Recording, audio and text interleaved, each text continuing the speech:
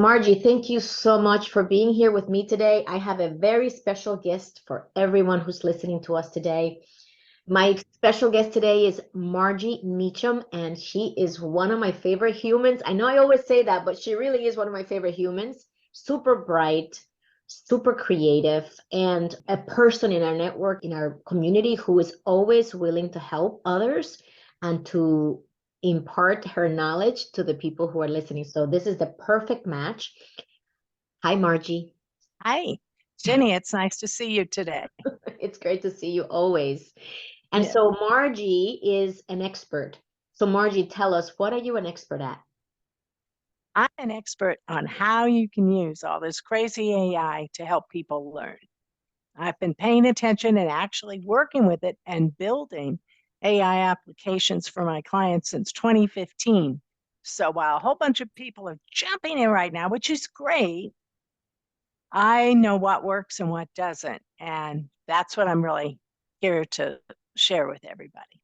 And I love that, right? I had a guest on our podcast. His name is Matt Lucas, and I actually suggested that the two of you connect with each other because he's looking at it from the corporate world, how our teams leveraging AI to move forward, right? And Mhm. mystifying AI. And we Yeah, concluded back then, Margie, that all of us are yeah, going to be very interested in yes, learning how can we integrate AI into our jobs if we don't want to become irrelevant. that's right. And so you are like the other piece of that, which is someone who's actually out there helping people leverage AI to Yeah. build and to learn and to live better. And so from that angle, that's kind of where we want to take our conversation today. Let's start by how you and I met, because I always want to share with people the Yeah, power of connection, the power of right. relationships. So from your angle, from your perspective, Margie, tell them how we connected. Yeah. Well, the company that I was working for at the time, a large employer, uh, offered your introductory program for women. I was really frustrated at the time. I didn't feel all my talents were being used. I didn't think I had a real path forward. So I thought, why not? And, I really was only able to attend live a couple sessions because my workload was so heavy. And that was another thing. I thought we were unnecessarily piling unnecessary work on everybody. Um, and I just didn't see a way out. And by after the exercises you led us through, I recognized that I really am a consultant and I need to be doing my own thing. So I worked through the exercises. And as you know, sometimes I'd go off and think about something. You wouldn't hear from me for 6 months. And then I'd come back and I had the answer and I had the next step of the plan. So by the time I was really ready to get serious, ChatGPT had just come out. Artificial intelligence was getting more interesting to everyone, still just kind of on the, well, that's kind of interesting level just a few months ago. And I had written a book back in 2020, AI and Talent Development, that laid out exactly the things that people were suddenly talking about. And they were possible then, now they're just easier. So, I've got clients, I've got a website, I've got a workshop, I'm working on another book. And, I was headed in that direction, but I was kind of wandering there. You really helped me have focus. You helped me understand my strengths and what's unique about me so I can stand out. Yeah, so Margie and I are client and coach, and we've worked together to help her clarify her vision. And I also want to ensure that you share with us, Margie, what is it that you do? Like how do you help your Yeah. clients? So the number one thing that I help my clients with, no matter what it is they come to me for, is that I help them understand technology in plain English and see how they can use it right now. Practical applications is really my focus. So I have focused on the people I know best who are in talent development, trainers, instructional designers, HR professionals, and their managers, people who lead those teams. And right now, there is so much buzz and misinformation around artificial intelligence that in addition to building interactive chatbots for people, I'm also doing a lot of workshops just to help entire training teams understand the lingo, talk to their stakeholders, discuss pros and cons, narrow down objectives, and really identify some ways that they can use AI to enhance training, to change behavior. For example, it's really wonderful to nudge people towards a more inclusive mindset. And that workshop seems to help a lot of people. There's also a lot of hands-on discussion. And you can also be very productive just using it personally. So a big part of that workshop is how you can use these generative AI tools, not just ChatGPT, but that whole group of tools to speed up your own work, whether you're writing or you're a graphic artist or an animator. There are tools out there to simplify your job now. I've been using ChatGPT like it's nobody's business. And I always, Yeah. even with my clients, when we're working together, I share my screen, I ask questions, I paste the answer in my Google Doc, I then open it on my laptop, I'm sharing my screen through Zoom. It really, to me, it's all about how can I do this faster, better, faster, better, and Yep. save my clients time and be more efficient and focus on the things that ChatGPT can help them, like how do I interview, right? How do I improve my Exactly. interviewing skills, and what is holding you back and things of that nature. Yep. Margie, if because you have all these conversations with clients often, what would you say, and maybe the audience can relate to this, are people's biggest challenges right now, specifically the audience that you mentioned, the talent development organizations that you support? What is their I, biggest pain point right now? I think the biggest pain point is just feeling caught by surprise, unprepared, and not as knowledgeable as we need to be. That our clients and our stakeholders, our bosses are coming to us, the L&D HR professional, and we're not sure. If they say, hey, how about using ChatGPT for this? Well, that might be a good idea, but there are risks, there are concerns, there may be IT integration issues. We have to be able to have those conversations so that we can really help and take advantage of that, or we could become irrelevant. So, you've probably heard this quote, everyone saying, will I lose my job to an AI? And the answer right now is no, but you certainly could lose it to someone who can work with AI better than you. So what you were saying about faster, better, that applies to an instructional designer's work too, or a manager's. So it's not just about helping your learners anymore. It's about using AI as an assistant. Now, if it were a human assistant, there are some things you wouldn't let that assistant do, right? And other things you would check very carefully. That's a big part of what you have to do right now with ChatGPT. And so we spend time on that. What do you look for? How do you check if it's really a quality response and not something that the algorithm sort of made up or misunderstood? And that does happen occasionally, so you have to check. And what would you say to people out there who are just throwing spaghetti at the wall and see what sticks? What would you say to them in terms of things to avoid? How about throwing things at the wall to start with? Start with what do you want to do? With every technology, it's not about the technology, it's about what it can do for you. So instead of just leaping on these technologies and slamming them into your processes, what is it you wish you could do faster? For example, I ask in my workshop, what can you do with an extra hour a day? And that motivates you to think, okay, what's in the way of that? What's keeping you? And it's almost always, the paperwork, the emails, the report, the spreadsheet. Well, guess what? ChatGPT can help you with all of those things. So that to me is the biggest benefit of AI is it gives us back some of our time. And however you do that, you need to start with a plan and with somebody who can show you the way. So that'll save a lot of time rather than just, there's something like 100 new apps come out every day.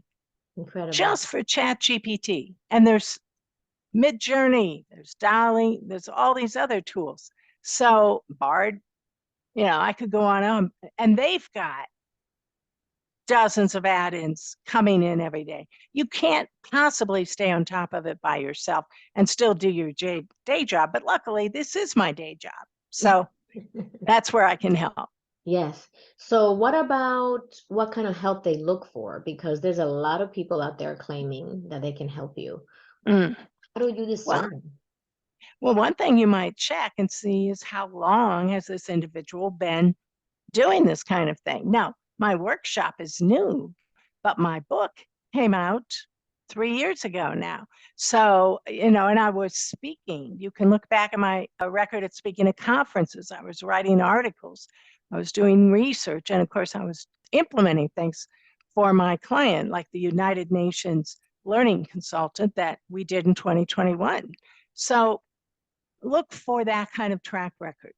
And look also at whether they're willing to talk not only about the gee whiz wonders of AI, but the risks and the ethical concerns and how you can control or mitigate some of those risks. Because unless you also get that education, you're only getting part of the story, and sooner or later you're going to run into problems.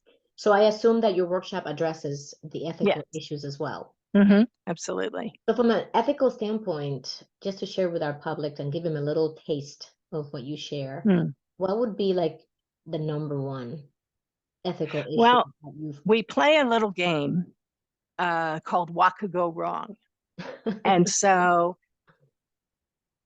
there isn't one risk. It depends again on what you're doing with it. So let's say you want to streamline payroll. There's a lot right now of semi-manual processing that goes in, even if you have a payroll system, because you have to make adjustments. People took vacation, they changed their benefits, maybe they changed their tax information. If you put ChatGPT on that, they could talk to you and say, okay, Ginny, what's changed? Let me update your system. And then you could have it manage that back end. What could go wrong? Well, when you're talking about people's pay, if you make one mistake on a paycheck, that's a real dissatisfier. And of course, they're going to tell everyone they know, all their coworkers, the new system made a mistake. Plus, there's access. Here's where the ethics really comes in. There's access to very private information in your payroll system, where someone lives, their social security number, their bank account.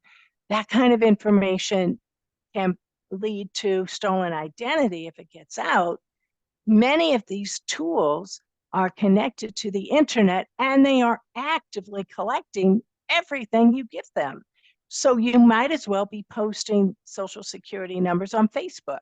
So unless it's built correctly and there's plenty of controls in the back, that's a big issue. And that's just one thing. That's just one use case. So for each of them, got to ask that question, what could go wrong with this?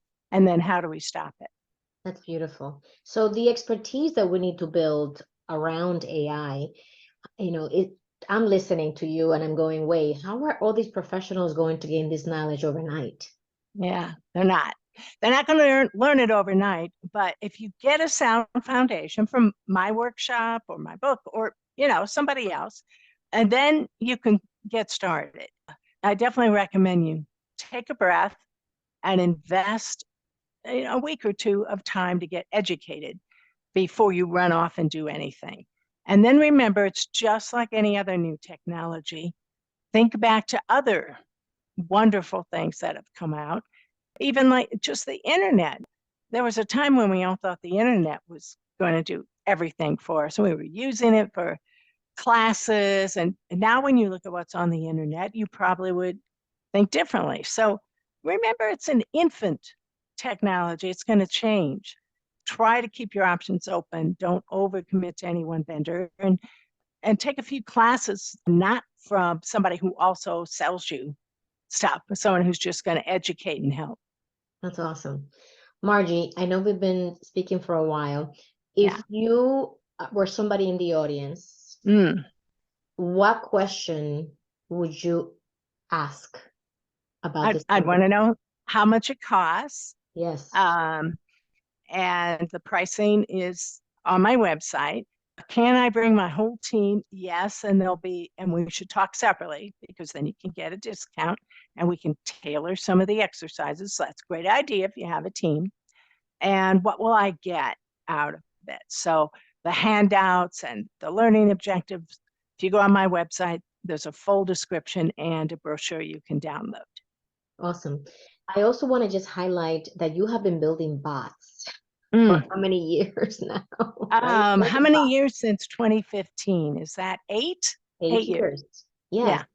And one of your biggest projects, which you made a reference to, was working with the United Nations. Yeah. Building Right. some bots.